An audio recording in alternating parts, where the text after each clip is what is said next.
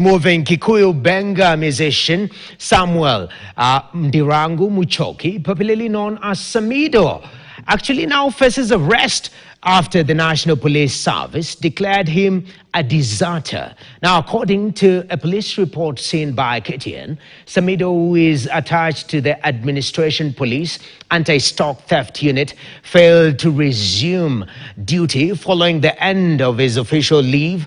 As our senior reporter, Political Affairs, that is reporter Chris Diary reports now, Samido has been at loggerheads with the Kenya Kwanza administration after his numerous opposition rallying call of one term during his live performance both in the country and abroad.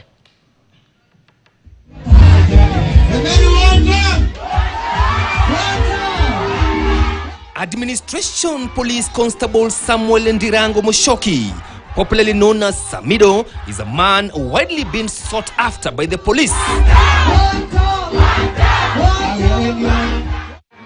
Reason: Samido, who is a Kikuyu Benga musician, failed to resume duty on May 27th following the end of his official leave.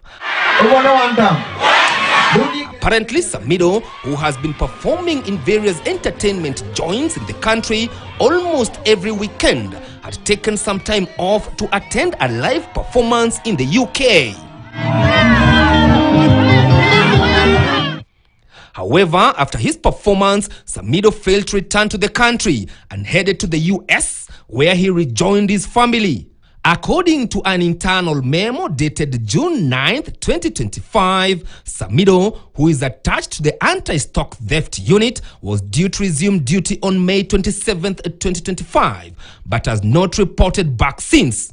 The report further states that his salary has since been stopped, and where the police will locate him should arrest him immediately and handed over to the authorities. Samido fell off with the Kenya Kwanza administration last month during a spirited live performance where he echoed the opposition rallying call, one term, drawing both praise and criticism online. Days later, he appeared alongside other Kikuyu artists at the Deputy President Kithure Kindiki's official residence in Karen, where he was perceived to have shifted his tone, expressing support for the two-term presidential limit. However, that was not to last long, as the next day he was again seen driving the one-term narrative during a live performance in Thika.